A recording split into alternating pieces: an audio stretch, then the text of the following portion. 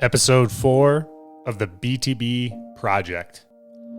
You know, a topic has come up recently around this concept of perfectionism.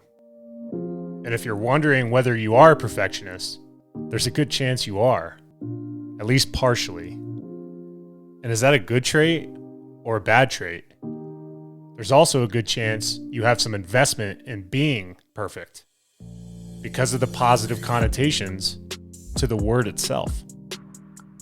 Perfectionists are a lot like high achievers, but with some key differences. Today's episode, I will be discussing the differences, revealing 10 telltale signs of perfectionism, signs that you might be able to spot in yourself or people you know. You will be encouraged by today's episode, and let's get into it. Don't be afraid of the dark. Be careful with stars. Not every light is gonna guide you, baby. Welcome to the BTB Project, designed to empower listeners to identify their why and to live their best lives no matter the circumstances. My name is Coleman Gerhardt, a former athlete and motivational coach. I've had the opportunity to inspire thousands through my story and help accomplish what they are built to be. You'll be encouraged by each and every episode, and let's get into it. Yeah, when I blow up, I'ma soar high like Peter Pan. In real life, be living out my dreams. If I'm waking up, it's in a foreign land. So as we're looking at 2023 and about a month and a half into the year, a lot of us have goals that we want to go after, and it brought up an interesting conversation with my wife and I that led me to a really interesting article about perfectionism and recognizing whether you're a perfectionist or whether you're a high achiever. And both are very similar. And I think it would be important for us today to walk through 10 signs of whether or not you're a perfectionist and how closely it can relate to high achieving. And when I think back into my own goals that I set in athletics, sometimes I was going after those goals in more of a perfectionist mentality than what I thought I was doing as a high achiever. I think it's important for all of us today to take each one of these traits into our own situation and distinguish whether or not we're approaching it in more of a healthy-minded aspect than we are a perfectionist-minded aspect. Because believe it or not, trying to be perfect is not healthy. And I think we all can relate to being in that mindset. And let's see if we can find ways to recognize it, to overcome it. So the first one I want to discuss is all or nothing thinking. Perfectionists, like high achievers, set and work hard to achieve lofty goals. What a high achiever can be satisfied with doing a great job and achieving excellence or something close. Even if their goals aren't completely met, a perfectionist will keep nothing less than perfection. Almost perfect is seen as a failure. As we unpackage that, I've seen way too often individuals who set big goals and don't achieve that exact result outcome that they want stop going after the other remaining goals that they've set, right? It's that all or nothing thinking. And as a perfectionist, if you're not hitting one aspect of your goal set, it shuts down the remaining aspects of what you're looking to achieve. And jumping into a high achiever is just a slight tweak of being able to take a goal, and even if you come up short or if there's a setback, like every goal has process-oriented elements to it. And as you're able to chip away at each one of those elements, it's a step towards your goal, not a step away from your goal. And high achievers, in my opinion, if you're able to recognize that there is going to be failure, there is going to be setbacks, there are going to be times that you're not able to have the progression that you want each and every day, but it's being able to recognize it keep going, and understand that setbacks are just part of setting goals and the process. You hear me talk about process a lot in my previous podcast, because this concept of 1% better each and every day, that's not something that I came across because, I'm a big believer in slow progression. I'm just a believer in progression in any sort of aspect. There have been some days where I get 20, 30, 40, 80% better. But knowing that at least 1% is still a good day, that I believe has been the big shift in my perfectionist mentality of anything that I set. If I don't achieve it, I'm a failure, to, hey, I'm going to fall flat on my face sometimes. But being able to maintain enthusiasm and know that there are many opportunities still ahead, I think that is the healthy approach to snap out of that all or nothing thinking of a perfectionist. The second sign that I wanted to discuss was being highly critical. Someone with a perfectionist personality is more critical of themselves and others than a high achiever. High achievers take pride in their accomplishments and tend to be supportive of others. Yet perfectionism, often they spot mistakes and imperfections. A perfectionist will hone in on those imperfections and have trouble seeing anything else. They're more judgmental and hard on themselves and on others. This one's really tough to grasp because, listen, we live in a world today with social media. Everything's highly visible. The look and desire of what a perfect body or a perfect smile or, clothing, how we're interpreted. I mean, everything just has this microscope.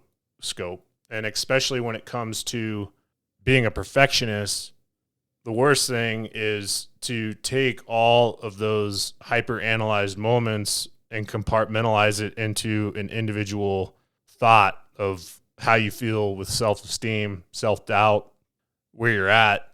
And it's already one thing to be a challenge to set goals, right?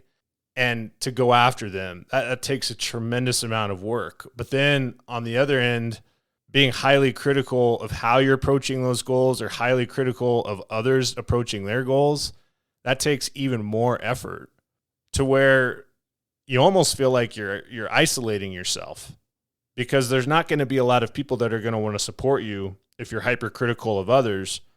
But when you're a high achiever and you're supportive of others while going after your goals, now you're creating an advocacy.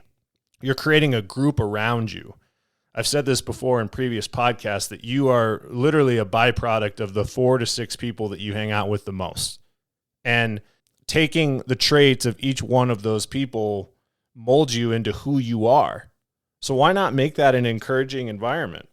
Why not root for others that are going after goals and dreams and their own ambitions? So I think that's a very important trait to be thinking about is, are you being critical? Are you being critical of yourself? Are you being critical of others? Is it possible to take the energy that you're channeling towards that and channel it back into what you're trying to achieve? That's where I believe it can become highly contagious to create a whole environment of high achievers within your close group and within a large network of people as we're going after these goals together. Next up, this concept of fear and feeling pushed by fear. High achievers are often pulled towards their goals by a desire to achieve them. They are also happy with any steps made in the right direction. Perfectionists, on the other hand, tend to be pushed by fear and anything less than a perfectly met goal. I used to share this with clients and still share it today, the analogy of being chased, right? So I use the analogy of being chased by a dog. When we are pushed by fear, sometimes in an unhealthy way, it's almost like we have a dog chasing us all the time as we're trying to run towards our dreams or towards our goals. Where in other cases, you might have situations where you're trying to chase a dog. And as I talk through that, it's pretty easy to understand that it's a whole lot easier to be chased by something, to find the sense of urgency needed to go do something, than it is to try to chase something. And I think when it comes to fear, that's exactly how it's looked at between perfectionism and high achiever. I believe that there is a healthy, and I repeat, healthy amount of fear that is necessary to go accomplish something. When I made the decision that I wanted to lose 100 pounds, I had a healthy fear inside of me of the ramifications of me staying the weight that I was staying in accordance to my goals. Things like not being able to play college tennis, things like my overall health, irregular heartbeat, cholesterol, not having high energy. Fortunately, I was catching these poor habits that I was having at a younger age, because if you sustain that into adulthood, the likelihood that, you're able to make a change is very challenging. So when you're setting goals, you do have that healthy amount of fear based off of understanding your why, and you go after that goal accordingly. But there are some cases too where, you might have a coach or you might have a team that's pushing you towards a goal based off of pressure, right? Pressure to perform, pressure to make a certain part of a team. And how do you channel that into a healthy fear? It is such a fine line. Even as I'm talking through this with you guys, I have my head spinning, because how do you communicate in such a way that encourages a healthy amount of fear to create a performance-based outcome, right? And I think that that's very important to hold on to, that high achievers are often pulled towards their goals, okay? And as a perfectionist, being pushed by fear towards them all the time, and if that goal isn't perfectly met, that causes burnout. It really does. We see that so often now with, many athletes or even students, right? I see that so often with some of the schools that have just this academic rigor and demand, that as kids are trying to balance both life and sports and school, it can become too much. So being pulled by your goals rather than pushed by fear, I think, is the big takeaway to maintain that high achiever mindset. Having unrealistic standards. Another sign of being a perfectionist is setting goals that may not be reasonable. High achievers can set their goals high, enjoying the fun of going a little further once those goals are reached. Perfectionists often set their initial goals out of reach, because a perfectionist tends to have unrealistic standards. They often reject success because they feel that they have actions that are never good enough to raise the level of their achievement. I love big goals. I enjoy achieving them. I enjoy watching others achieve them. But I would absolutely be lying to you if I didn't tell you that I've had many times where I've set unrealistic goals or standards, and I think that's the challenge in this is, what's the difference between an unrealistic goal and a big goal? And being able to have, again, that process-oriented mindset. We were talking about this earlier, being able to understand that goal setting is a process. It's a step. It's an incremental progression towards. So being able to have that mindset is absolutely critical, because then any goal doesn't necessarily become unrealistic. It has a purpose and a process around it that allows it to become achievable. I always say impossible is nothing. I don't say that as a catchphrase. I say it because I truly believe it. I've seen it happen in my own life. I've seen it happen in others' lives. But impossible is nothing doesn't mean that you set a goal, wake up tomorrow, and poof, you've accomplished it. It's the days, the weeks, the months, the years of work, chipping away at it. Okay? High achievers have a realistic understanding of that progression, where being a perfectionist, you have this posture of always having to do these crazy, extraordinary things all the time at all costs. And it's just not sustainable. Next, we have focusing only on the results. High achievers can enjoy the process of chasing a goal as much more than actually reaching the goal itself. Conversely, perfectionists see the goal and nothing else. They're so concerned with hitting the goal and avoiding failure that they can't enjoy the process of growing and striving. A result-oriented mindset is what I've had to coach clients out of more than often when I'm doing sessions. It is amazing how easy it is to get out of the present mindset, right? In tennis terms, thinking about, well, I just want to win the next set, or I'm going to win the next match, or I'm going to win the next tournament. Those are all result-oriented outcomes that we really can't control without staying in the present. So that's why I'm always saying control your controllables.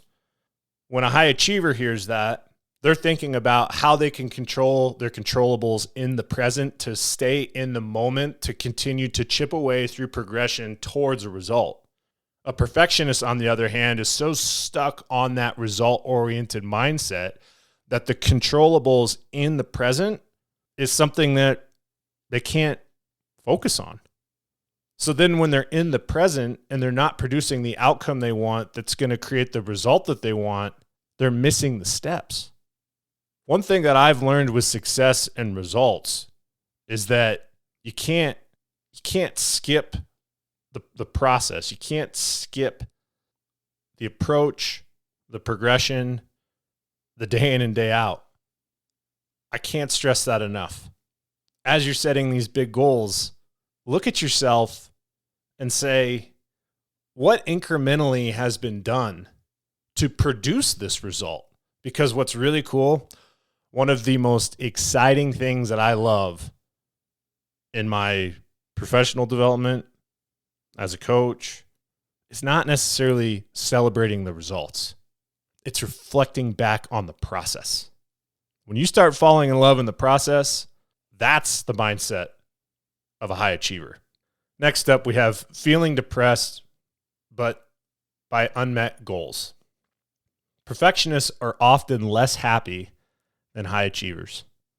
While high achievers are able to bounce back fairly easily from disappointment, perfectionists tend to beat themselves up and wallow in negativity feelings when their high expectations go unmet. They struggle to move on when things don't work out the way that they had hoped. In addition to having less happiness, people with perfectionist personalities also tend to have higher levels of anxiety and lower levels of psychological well-being. There's a lot to unpack in this example. The psychological well-being piece is such a huge talking point in our society today.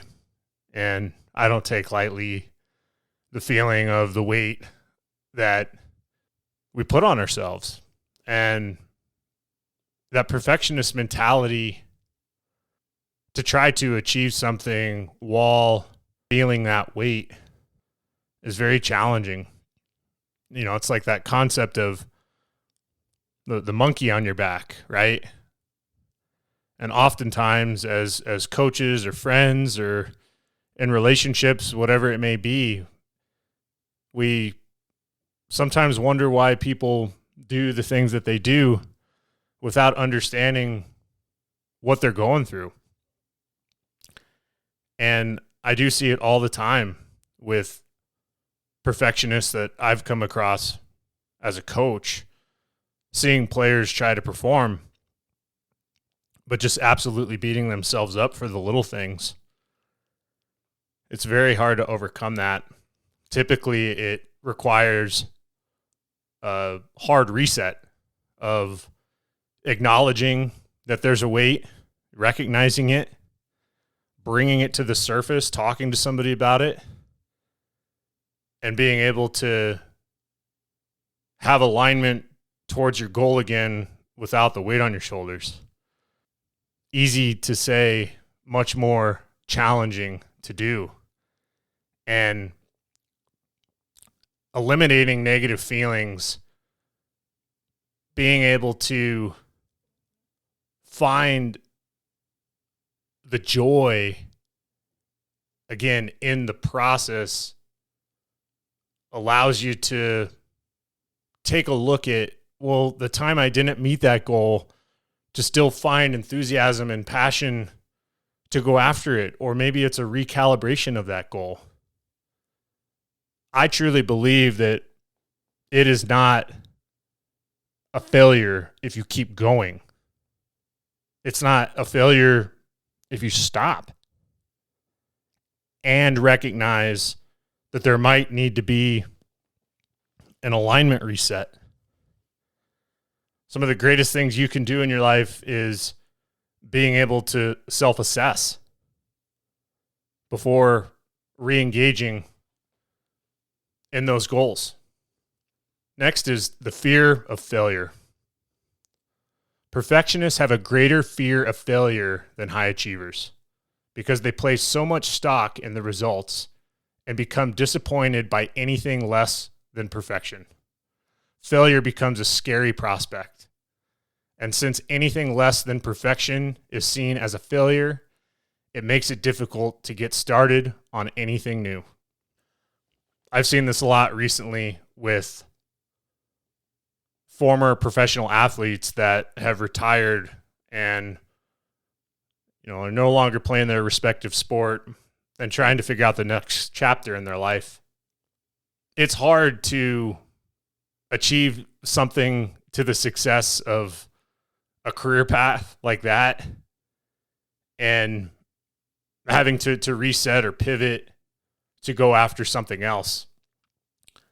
I've also seen it on the very front end of folks that are just trying to set goals for the first time and getting out of a pattern that they don't want to be in, and setting new patterns and making it a priority to have those change. Sometimes the changes in our goal setting can look so big. It's it's the mountain in front of us that seems like you can't climb. But whenever I'm goal setting, whether it's on something new or to reignite something after I'm closing a chapter in my life, it's just making a small step. Fear and failure seem to become much smaller F words when we are approaching life one step at a time. Having micro goals, I believe, is part of that progression. And it eliminates that greater fear of failure that we see in perfectionists. So take a step back, create those micro goals, and understand that any progression, any step is always the right direction, which is that high achiever mentality. Procrastination, certainly something that I can relate to, and I know that others can as well that are listening. It seems paradoxical that perfectionists would be more prone to procrastination, since the personality trait can be detrimental to productivity.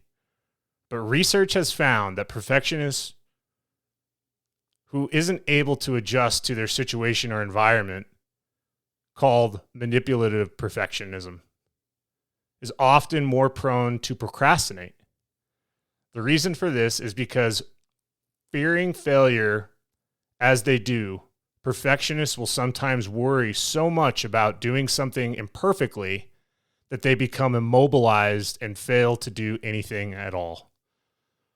This procrastination can then lead to greater feelings of failure, further perpetuating, and a vicious cycle of feeling paralyzed.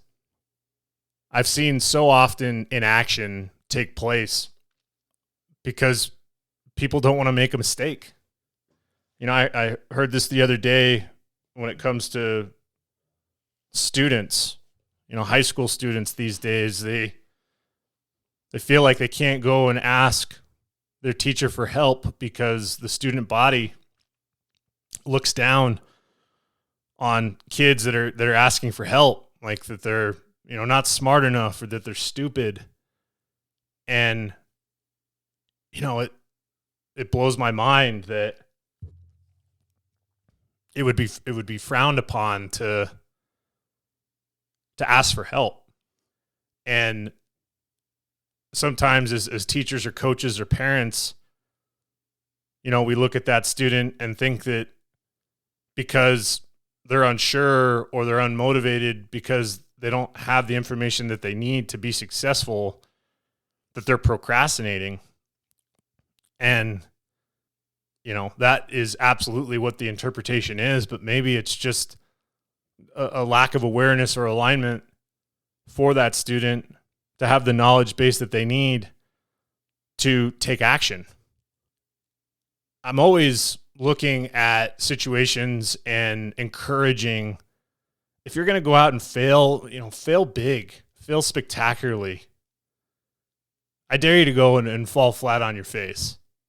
Yes, that can eliminate procrastination, but it also, you know, goes right back into the last topic of fear of failure and looking to overcome that as well.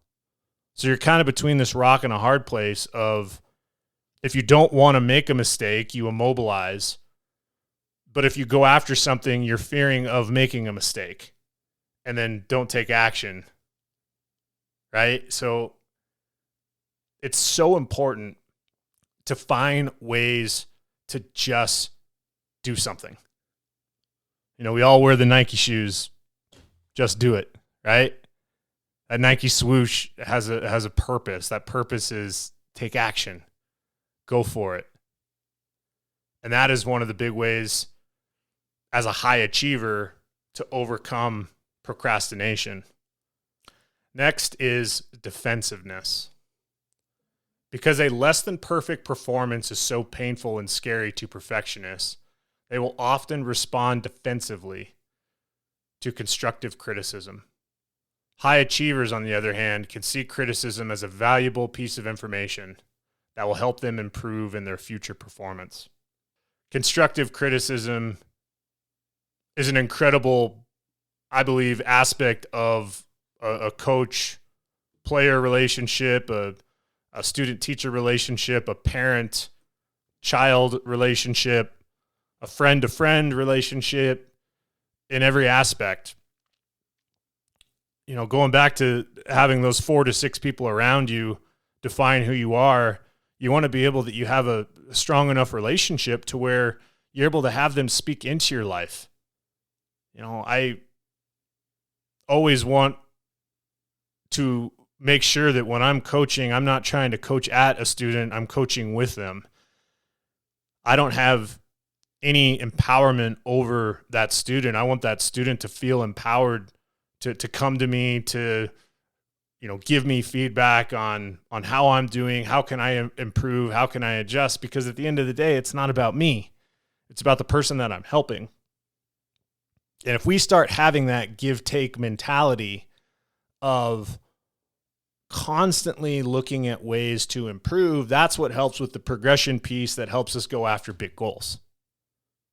Okay? But if I take the perfectionist mentality, thinking that I'm the know-it-all, that I'm the one that doesn't need help, then all of a sudden I've become captive of my perfectionism, and I don't have anybody there to help me get out. So it's really fascinating that one of the most admirable, tangible things you can do as a high achiever is ask for help, not self-isolating, and continuing to move forward, knowing that as you make mistakes, you have people that are important in your life that help you navigate those mistakes to continue to be better. Low self-esteem. High achievers tend to have equally high levels of self-esteem. This isn't the case with perfectionists. Although striving for perfectionism is associated with higher self-esteem, when someone with a perfectionist personality evaluates themselves critically, this contributes to low self-esteem instead. Perfectionists can also be lonely or isolated due to their critical nature and rigidity pushing others away. This can lead to even lower self-esteem, ultimately having a serious impact on that person's self-image and overall life satisfaction, while also impacting their relationships. This definitely piggybacks off of defensiveness. But as you can see, this theme of as we self-isolate, as we push people away and don't have those moments of people speaking into our life, then we start putting negative connotations into our head, or filling our head with false narratives or worry, or, I call this self-sabotage. When you have a high level of low self-esteem, you are self-sabotaging your ability to go after your goals. And as a high achiever, the ones that I see making the biggest impact in their life are ones that are able to recognize these low self-esteem moments and pattern interrupt to create more high self-esteem moments to counterbalance low self-esteem to continue their progression towards their goal. This is a very important topic that I cannot stress enough. Isolation, self-doubt, low self-esteem, negativity, worry. As I'm even saying those words, you can start piling pretty quick. That feeling of, wow, as I believe I'm a perfectionist at whatever I'm doing, I also don't feel very good about myself. So is that really the perfect way to live or to take on your goals or to take on life? Probably not. But that ability to pattern interrupt, that ability to take on that high achiever mindset of, hey, you know what? Like, I have a hard time of self-assessing, so I'm going to put myself around people who can see things in me that I can't see in myself to help me get better. That's going to eliminate my low self-esteem. I'm going to put people around me that are going to see me in a way to where when they see that I'm defensive or procrastinating, that I can pattern interrupt and make a change, and that advocacy pushes me back into the right direction. It is so important to find that advocacy to put around you as you're going towards goals. And also, what are some of the causes of perfectionism? Because as I've walked through these 10 traits, it's almost like high achieving and perfectionism are almost sometimes the same thing. But recognizing truly what perfectionism is and what causes it is helpful for those pattern interrupt moments to get back on track. But many factors can affect a person's chances of having a perfectionist personality. Perfectionism can be caused by a fear of judgment or disapproval from others. Early childhood experiences, such as having parents that have unrealistic or high expectations. I can certainly relate to that. Also, having a mental health condition associated with perfectionist tendencies. such as obsessive compulsive disorder, OCD. These aren't traits that you want to have because you asked to have them. They're inherently given to you based off of the chemical imbalances in the brain and how we're wired. All of us have OCD tendencies. And being able to recognize when it's, again, putting us out of alignment is one of the most important traits that you can have. Pitfalls of being a perfectionist. Being a perfectionist is challenging because it is difficult to be perfect or even reaching a personal best. Okay, another problem with perfectionism is, the reason you'll want to know if you possess perfectionist traits is that the perfectionists actually tend to achieve less and stress more than high achievers. Unhealthy perfectionism is characterized by an excessive focus on control. Perfectionists can become extremely picky and preoccupied with making sure everything is flawless, which can lead to attempts to control situations of people. This can take a toll on interpersonal relationships. It can also contribute to high levels of stress. This stress by perfectionism can lead to feelings of anxiety and has been linked to a variety of negative outcomes, including low self-esteem, eating disorders, sleep disturbances, and psychological distress. This is the most important thing I can share with you. Unhealthy perfectionism can make it difficult to achieve your goals. It can also lead to worry, stress, anxiety, and depression, among other negative outcomes. So how do you overcome being perfect? It goes back into those moments of seeing the pattern, recognizing it, interrupting it, and making a change. So let's walk through a few of these. Creating an environment where you feel accepted. Find that advocacy. It is so important. Engaging in positive self-talk. I'm a big believer in positive affirmations. Things along the lines of I can, I will, I must.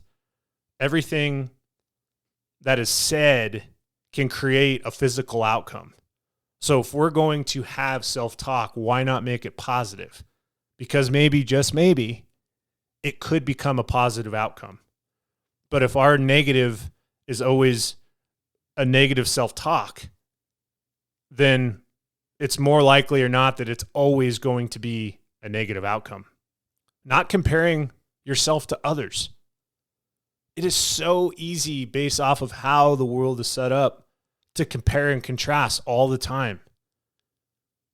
But sometimes you have to draw a circle around you and control what's in the mirror. Okay? Control your controllables. Yes, there's a lot of things that can penetrate that. But being able to speak positively, being able to have those affirmations of who you are and who you want to become, and what identifies you, allows you to stay protected from comparison. Practicing mindfulness. Okay, this can help you learn how to focus on the present without worrying as much about the past or the future. A lot of that can be as simple as just taking a breath.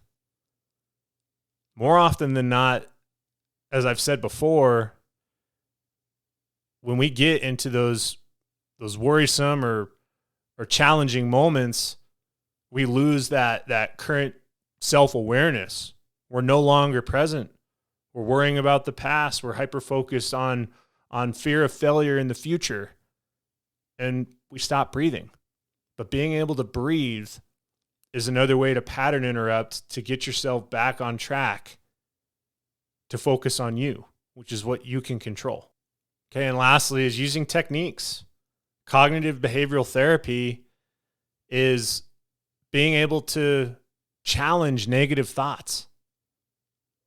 There are multiple professionals out there that specialize in eliminating these negative outlooks on life by ingesting repetitive techniques of positive, of healthy mindset, and being able to work that muscle of positivity, of, being encouraged, of being happy.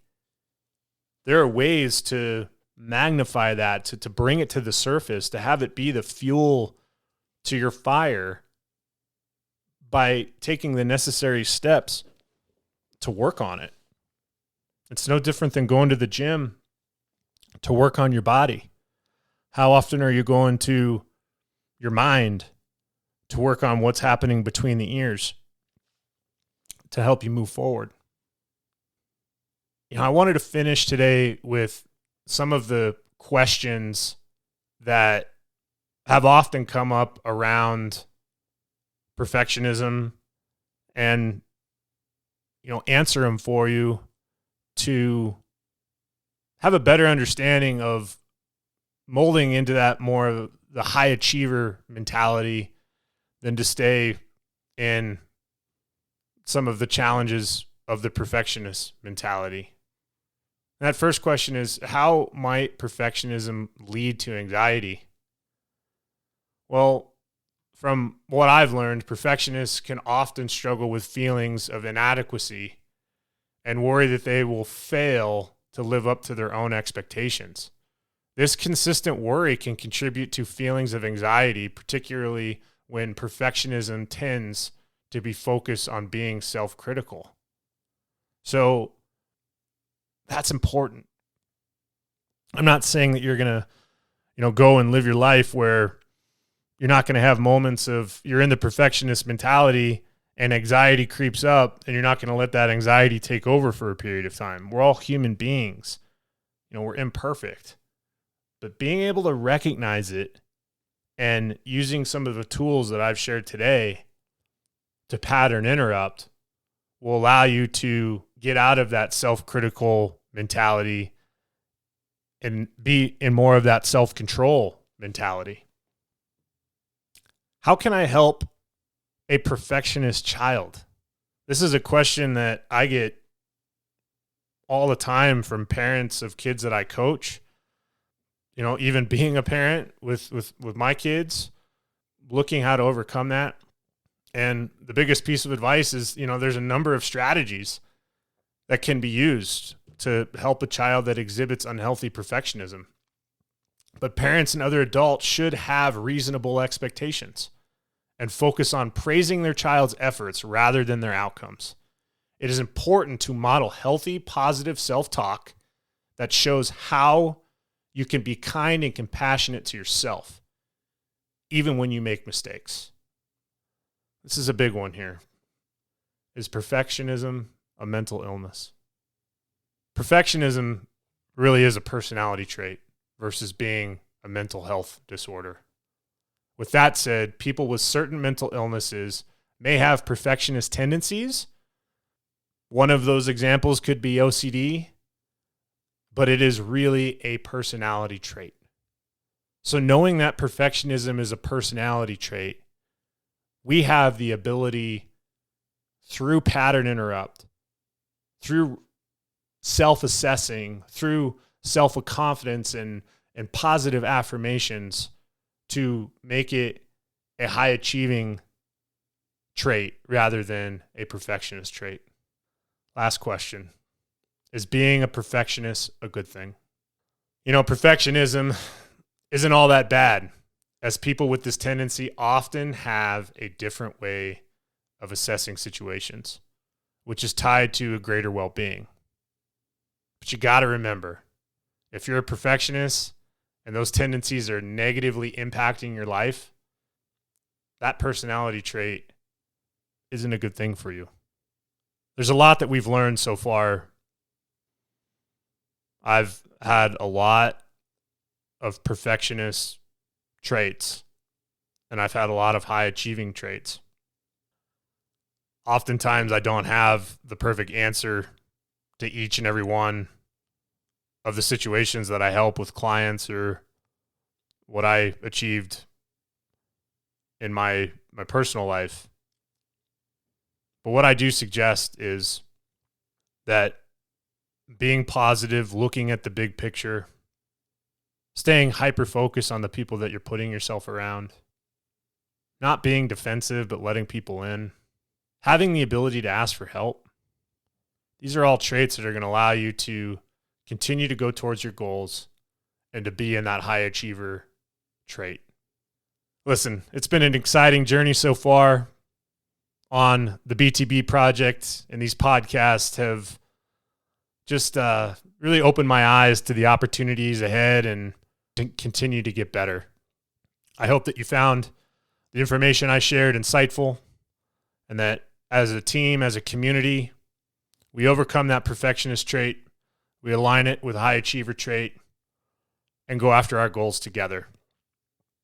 Keep going, keep inspiring, impossible is nothing, and take care. Temptation, yeah.